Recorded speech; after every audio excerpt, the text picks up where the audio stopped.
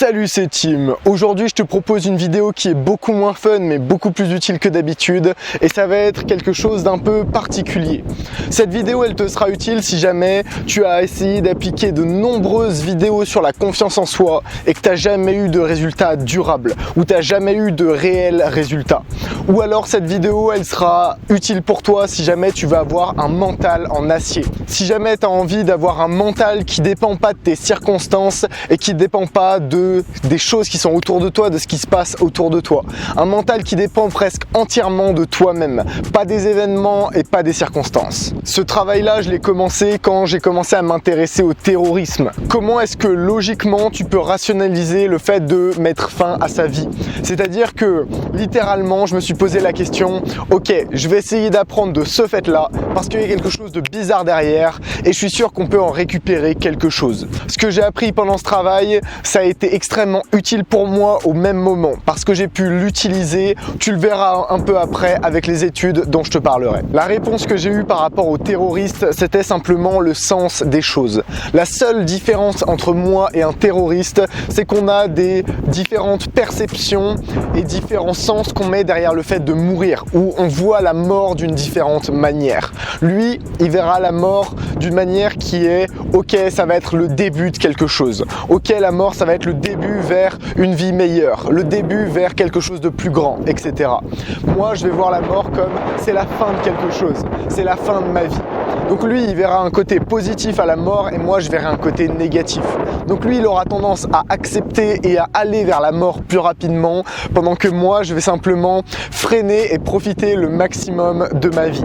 Voilà la différence principale entre un terroriste et quelqu'un de lambda ou un terroriste et moi. Maintenant, tu peux te demander comment est-ce que ce fait-là, ça peut m'aider à devenir un diamant? Ou comment est-ce que ce fait-là, ça peut m'aider pour être plus solide mentalement? Et ben, c'est simplement comprendre le rôle qu'a le sens de ta perception ou le rôle qu'a le sens des choses pour toi. Je te fais un exemple. Il y en a beaucoup en prison qui finissent déprimés. Il y en a beaucoup en prison qui finissent par péter un câble et on les comprend. La raison pour laquelle ils pètent un câble, c'est parce que on leur prive de leur identité. En prison, il n'y a pas de miroir, donc psychologiquement, c'est assez difficile. La deuxième chose, c'est tu fais toujours les mêmes choses. Tous les jours, tu as la même routine. Tu décides pas quand tu te lèves, tu décides pas quand tu te douches, etc., etc. Et l'endroit est extrêmement peu personnalisable. T'as personne à qui te confier et tu peux pas vraiment t'installer et mettre ta marque dans le territoire parce que simplement c'est interdit. Donc le territoire est très impersonnel. Après, ça dépend des prisons, je suis pas un expert, mais dans la majorité des cas, tu peux pas mettre ta commode et le tableau de ta grand-mère dans ta cellule. Donc on va simplement partir du fait que c'est très dur à personnaliser. Maintenant, comment est-ce que avoir un sens qui est positif quand tu es en prison, ça peut faire en sorte que tu ne craques pas, que tu tiennes le coup et que tu sois solide, et même ça peut te donner le feu intérieur pour vivre en prison. Le sens qu'a donné Mandela quand il était en prison, c'est « je me bats pour les autres à l'extérieur ». Je me bats parce que si jamais je sors, alors je pourrais faire en sorte de faire une révolution et de changer le pays ou changer la vision du monde. Et si jamais je meurs en prison, devine quoi? Il y aura une révolution à l'extérieur parce que les gens sont en train de suivre qu'est-ce que je fais en prison, pourquoi est-ce que je suis en prison, etc. Donc les gens s'intéressent à ça, donc il faut que je reste en prison à tout prix, il faut que j'essaye de sortir. Faut pas que je meure bêtement et il faut pas que je me suicide ou quoi que ce soit. Donc ce qui est important de comprendre, c'est le sens qu'il a mis derrière ça. Ça lui a donné la puissance, ça lui a donné le pouvoir quand il était en prison et qu'il aurait pu abandonner et finir en dépression très rapidement. Ce point-là, ça nous amène à la confiance. Qu'est-ce que j'entendais quand je te parlais d'abondance physique contre d'abondance mentale? C'est exactement le sens que tu mets derrière les choses et tu vas voir avec les différentes expériences scientifiques après en quoi c'est intéressant pour toi. Alors quand je te parle de confiance, pourquoi ça va être intéressant de connaître le sens des choses? Parce que tu te diras pas confiant et tu te verras pas comme quelqu'un de confiant tant que tu n'auras pas des espèces de preuves entre guillemets que tu es confiant. Alors les preuves, c'est directement lié à ta vision et à ta définition de la confiance. Alors qu'est-ce que tu as comme définition de la confiance? J'ai parlé à énormément de personnes et ce qui revenait extrêmement souvent sur les gens qui n'avaient pas de confiance et sur les gens qui se disaient pas confiants, c'était simplement que pour eux la confiance, c'était ne pas avoir peur quand ils agissent, ne pas avoir peur quand ils font quelque chose, ne pas se sentir freiné par la peur quand ils vont aborder cette fille, ne pas se sentir freiné par la peur quand ils vont lancer ce projet, etc., etc. Et par rapport à ça, j'ai des anecdotes très intéressantes. C'est un exemple sur des conférenciers. Un conférencier qui a l'habitude de donner des conférences à 200 personnes, qu'est-ce qu'il va dire? Il va dire: ok, juste avant la conférence, je me tenais juste derrière le rideau et devine quoi, je sentais l'adrénaline dans mes veines, je sentais mon cœur qui commençait à accélérer, je sentais mes mains moites, je sentais que j'étais fébrile, tremblant, j'avais peur et à ce moment-là, je me suis dit: je suis prêt. Ça, c'est le sens qui met la puissance de ton côté. Un débutant, comment est-ce qu'il va le voir? Il va le voir comme ça. Je sentais mes mains moites, je me sentais tremblant, je sentais mon cœur qui battait à 2000 à l'heure. Et devine quoi? Je pouvais pas le faire. J'étais bloqué. Et devine quoi? J'étais incapable d'aller sur scène. Je me sentais pas prêt, etc. Quel sens tu mets derrière le fait d'avoir ton cœur qui accélère? Quel sens tu mets derrière le fait d'être excité ou d'être stressé? Est-ce que c'est un sens positif? Est-ce que c'est un sens qui te dira: ok, maintenant je peux le faire, maintenant c'est les signaux qui disent que ok, t'es prêt pour donner la conférence, ou est-ce que c'est les signaux qui disent ok, tu peux pas le faire? C'est exactement ça la confiance.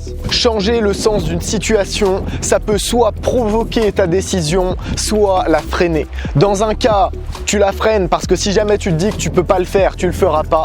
Et dans un autre cas, tu l'accélères si jamais tu te dis que c'est un challenge, si jamais tu te dis que tu le fais pour une cause précise. Et ça, c'est des causes qui vont mettre la puissance de ton côté. Alors je te dirais de toujours mettre un sens qui met la puissance de ton côté. Tu sais, tu as deux types de personnes. Tu as ceux qui attendent d'être confiants ou qui attendent d'avoir les choses qui viennent à eux pour agir. Et tu as ceux qui, même quand ils sont pas confiants, même quand ils ont peur, même quand ils sont stressés, ils y vont. Et tu as une catégorie de personnes qui aura ce qu'elle veut dans la vie et l'autre qui restera bloquée avec ce que le hasard lui donne, avec ce que la situation lui donne, avec ce que les circonstances lui donnent. Alors pour tous ceux qui ont un problème de confiance, le problème c'est pas la peur, c'est pas votre peur, le problème c'est votre définition et votre vision de la confiance. La confiance, c'est pas le fait d'agir sans peur, c'est le fait d'agir avec la peur. Et c'est justement la définition de la confiance. Le fait d'agir et de croire en soi quand on agit, de vouloir essayer et de se dire ok, on va réussir malgré la peur, malgré le stress et malgré les conditions autour de soi. Ça me rappelle à peu près 6 ou 8 mois après avoir pris ma première formation sur internet. J'étais à cette époque-là encore timide et c'était le premier camping que je faisais après cette formation-là. Et ce qui s'est passé à ce moment-là, c'est que j'étais super confiant, enfin du moins je le paraissais. Et un jour, il y a une fille qui m'a dit dans ce camping: tu sais, t'es le mec le plus confiant que j'ai jamais vu. Et à cette personne-là, j'avais envie qu'elle voie qui est-ce que j'avais été quelques mois avant et j'avais envie qu'elle voit à quel point intérieurement je flippais, à quel point intérieurement j'avais mon cœur qui allait à 100 000 à l'heure à chaque chose un peu différente de ma routine que je faisais, à chaque chose que je tentais qui était un peu entreprenant. Je voulais qu'elle sache à quel point intérieurement j'étais paniqué, j'étais anxieux, j'étais stressé, tu mets les adjectifs que tu veux, et à quel point mon attitude extérieure ne reflétait pas ces effets-là. Donc dis-toi ça, si jamais tu veux paraître confiant, il suffit que tu sois confiant à l'extérieur, il suffit que tu montres de la confiance, il suffit que tu montres que tu sais agir, il suffit que tu montres que tu le fais de toute manière et que tu es confiant et solide en toi. Simplement, à l'intérieur, tu peux ressentir ce que tu veux. Tu peux ressentir autant d'anxiété que tu veux. Tant que tu montres de la confiance, les autres seront persuadés que tu es confiant. La confiance, c'est donc quelque chose de bien plus facile à travailler que tu ne le penses. Parce que plus tu parleras devant 2000 personnes que tu connais pas, parce que plus tu parleras devant des gens que tu connais pas, plus tu iras en dehors de ta zone de confort et plus ton stress diminuera avec le temps. Alors prends l'habitude de toujours agir, même si jamais tu ressens un stress énorme intérieur, d'agir de manière confiante. Et à ce moment-là, ton stress va diminuer et tu paraîtras confiant sur le long terme. Alors comment appliquer les conseils que je t'ai donnés sur le sens que tu mets derrière les choses, la vision que tu as, etc., etc. Comment est-ce que tu peux appliquer ces conseils? C'est très simple. Tu vas prendre chaque situation qui est un peu difficile pour toi, chaque situation qui est inconfortable, chaque situation qui est stressante, et tu vas prendre ces situations-là et tu vas changer le sens en quelque quelque chose de positif. La vérité, c'est que est-ce que tu peux trouver la même situation avec le même type de personnes qui ont des résultats complètement différents? Une personne qui va finir complètement broke, complètement sans argent et complètement déprimée, et une autre personne qui va utiliser ça comme un tremplin pour grandir, pour progresser et pour faire en sorte de s'accomplir dans sa vie. Est-ce que ça existe et est-ce que tu peux trouver ce genre d'exemple? Bien sûr que oui. Un exemple que j'avais donné dans une formation, c'était quelqu'un qui avait fini en fauteuil roulant, qui avait monté une entreprise et qui avait fini par devenir riche et accompli grâce à ça.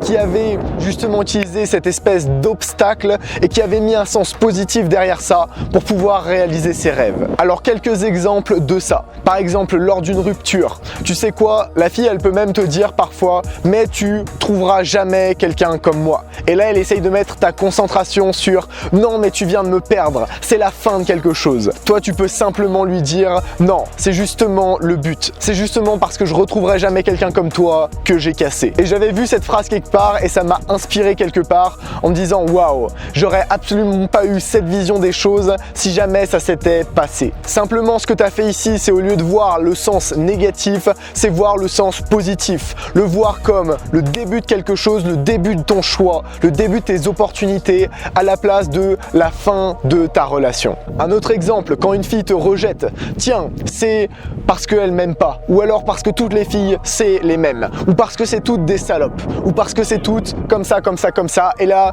des espèces de généralités qui vont absolument détruire toutes tes chances, toutes tes dernières chances de séduire. Devine ce qui va se passer, si jamais tu te fais rejeter, qu'est-ce qui te fera garder ta bonne humeur, qu'est-ce qui te fera continuer vers le chemin du j'ai envie de m'améliorer? Ça va être quelque chose comme tiens, j'ai encore du chemin à faire, il y a encore du boulot, j'ai encore du challenge dans ma vie de ce côté-là. Ça va pas être ennuyant parce que j'ai encore du travail. Je peux encore progresser et donc je peux encore avoir du plaisir dans cette thématique. Idem si jamais tu fais un régime, est-ce que tu vas voir ça comme une privation ou est-ce que tu vas voir ça comme un challenge? Et crois-moi que ce genre de petites décisions, ça peut définir entièrement si jamais tu suis ce putain de régime ou pas. Alors voici l'étude dont je te parle qui me fait dire que le sens que tu mets derrière les choses, ça a un impact beaucoup plus grand que ce qu'on peut penser.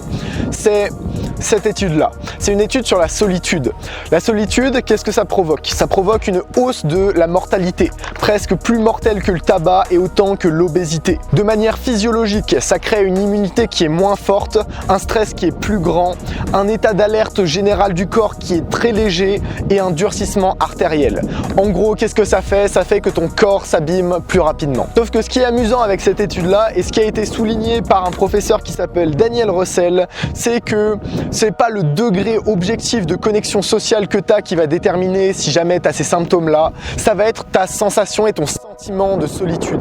Qu'est-ce que ça veut dire? Ça veut dire que c'est pas ton nombre d'amis qui va réellement impacter si jamais tu te sens seul ou pas, ça va être le sens que tu vas lui accorder. Est-ce que tu peux être seul dans ta prison ou seul tout court et ne pas du tout sentir ta solitude parce que tu associes un sens qui met la puissance de ton côté? Bien sûr que oui. Par exemple, les moines, quand ils partent dans des grottes pour simplement renouer le contact avec leur Dieu, crois-moi qu'ils se sentent pas un instant seuls. Et la raison, c'est parce qu'ils ont un sens qui est complètement de leur côté. Donc qu'est-ce que tu peux faire? Tu peux apprendre qu'avec ça, plus tu mettras un sens de ton côté, plus toute ta physiologie changera.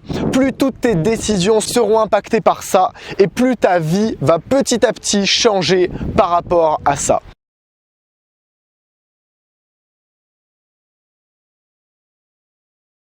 J'espère que tu appliqueras ce conseil à ta vie parce que c'est quelque chose qui moi-même m'a énormément aidé. Il y a un sondage dans la description.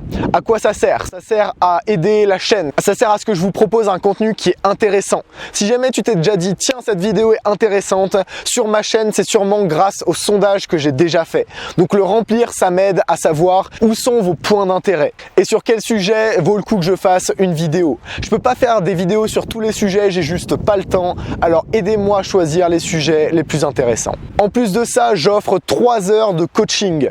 3 heures pendant lesquelles je vais prendre ton problème ou tes problèmes et je vais simplement les démonter. Ça va être un tirage au sort entre tous les participants du sondage. Simplement, je te demande ton mail à la fin du sondage. Je l'utiliserai pour rien d'autre que ça, alors je te laisse participer si ça t'intéresse. Cette vidéo est terminée. Si jamais tu veux me soutenir, tu sais quoi faire. En attendant, j'espère que tu appliqueras ce conseil et je te souhaite une bonne soirée.